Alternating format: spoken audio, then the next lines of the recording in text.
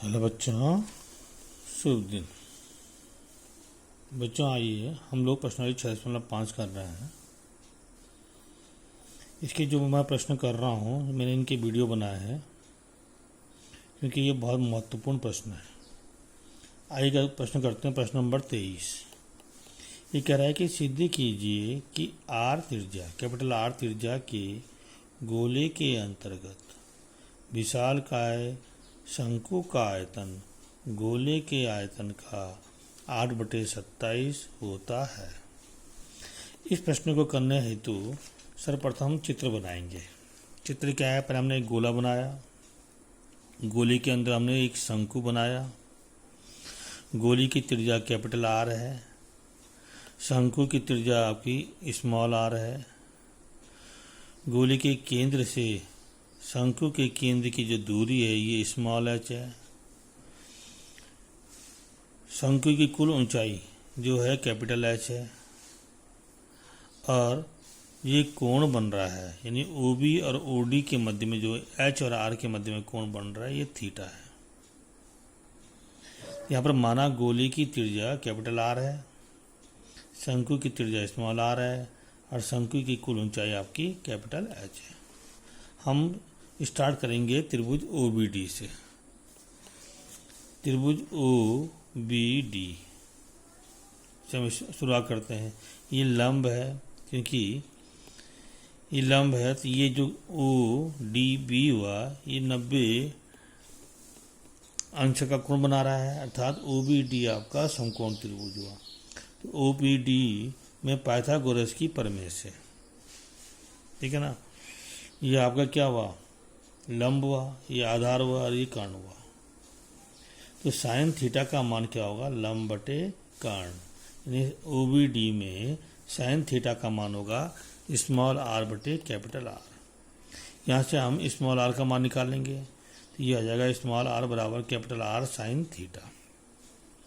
इसी प्रकार cos theta का मान निकालेंगे, ये होता है आपका आधार बटे कर्ण, यानी एच बटे आर। तो स्मॉल एच का मान हमारे पास आ गया आर कॉस थीटा। शंकु की कुल ऊंचाई एच, ये है त्रिज्या आर कैपिटल आर धन स्मॉल एच, ये शंकु की कुल ऊंचाई हो गई। यहाँ पर से एच का मान हमने रख दिया तो ये हो गया आर धन आर कॉस थीटा। अब आप जानते हैं कि शंकु का जो आयतन होता है वो होता है बी बराबर 1/3 पाई आर स्क्वायर एच होता है। सबके मान हमने रख दिए तो 1/3 पाई स्मॉल आर का मान कितना है? कैपिटल आर साइन थीटा है, तो ये हो गया उसका होल स्क्वायर, तो ये हो गया r square sine square theta. Capital H का मान आपने अभी निकाला यहाँ पर, यह है कोष्ठ में आर धन आर कॉस थीटा। इसका अवकलन किया थीटा के सापेक्ष तो ये हुआ d v by d theta बराबर 1/3 पाई आर क्यूब। ये आर स्क्वायर का गुणा अंदर किया तो आर क्यूब हुआ, आर स्क्वायर का गुणा अंदर किया तो आर क्यूब हो गया। इसे बाहर ले लिया हमने, ठीक है ना। तो हमने इसका d v by d theta निकाला, ये हुआ साइन स्क्वायर थीटा। फिर हमने इसका किया कॉस थीटा का, ये हो गया ऋण साइन थीटा।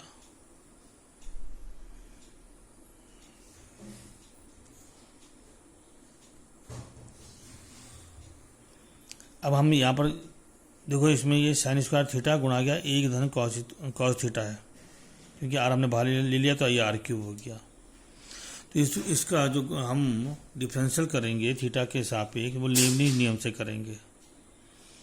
इसे मैंने यहाँ पर इसके बाद आर स्टेप लिखा है। इसके बाद एक स्टेप और आ सकता है कि भी बराबर 1/3 pi r cube sine square theta into 1 plus cos theta.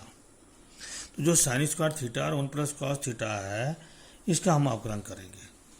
तो पहले हमने साइन स्क्वायर थीटा किया d b by d theta 1 धन कॉस थीटा, तो एक का तो 0 हो गया, कॉस थीटा का माइनस साइन थीटा हो गया।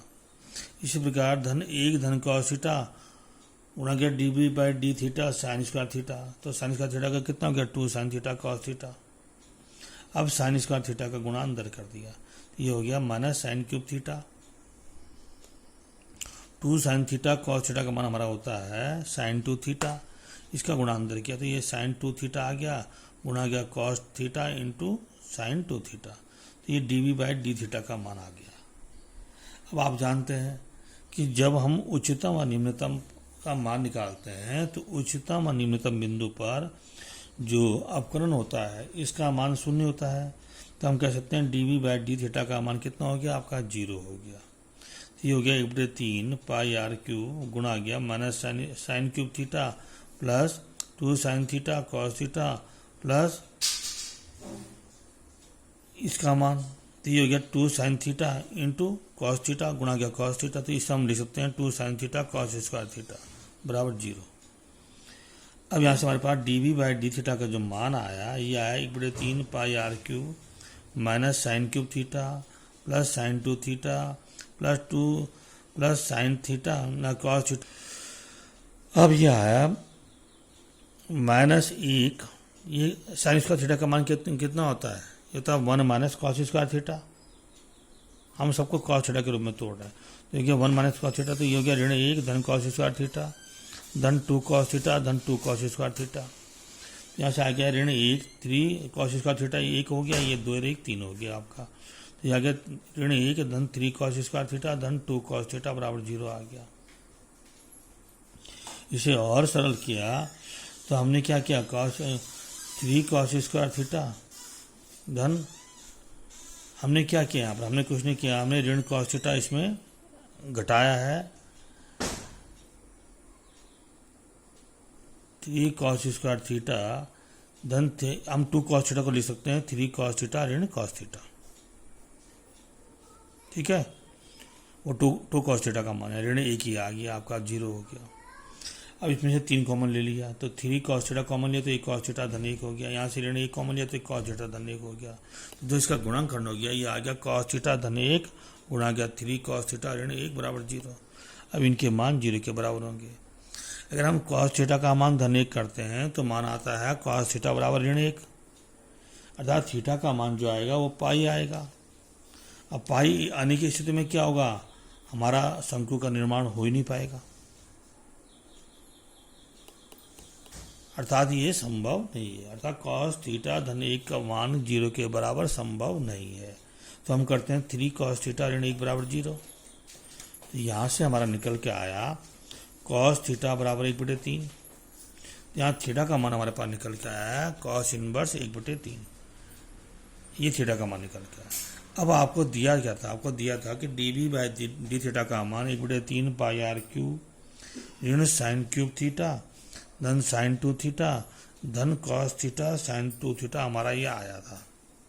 पुनः इसका अवकलन किया, ये हो गया d2 भी अपॉन डी थीटा स्क्वायर बराबर 1/3 पाई आर क्यूब गुणा गया माइनस, इसका अवकलन किया तो -3 sign square theta cos theta हो गया, इसका अवकलन किया धन 2 कॉस 2 थीटा हो गया, और इसको हम इसका जो अवकलन करेंगे गुणन नियम से करेंगे। तो पहले हमने साइन 2 थीटा का किया तो ये 2 कॉस 2 थीटा रहा, कॉस थीटा अपनी जगह में रहा, प्लस साइन 2 थीटा गुणा गया d v by d theta cos theta यानी माइनस साइन थीटा हो गया, तो ये आ गया d2 भी अपॉन डी थीटा 2 बराबर 1/3 पाई आर क्यूब गुणा गया -5 ऋण 3 ही है और ऋण 2 यहाँ से आएगा, तो ये हो गया ऋण 3 और 2 5 हो गया, तो ये हो गया ऋण 5 sign square theta cos theta. हमने यहाँ पर तोड़ा इसे, ये ध्यान देना आप, यार स्टेप मैंने लिखा नहीं है, ये है 2 साइन थीटा कॉस थीटा इसका मान, तो जगह -2 sign square theta cos theta, तो -2 यहाँ से आएगा, ऋण 3 यहाँ से आएगा, तो ऋण 5 हो गया, तो ऋण 5 sign square theta cos theta धन 2 कॉस 2 थीटा ये आ गया, और धन 2 कॉस थीटा कॉस 2 थीटा आ गया।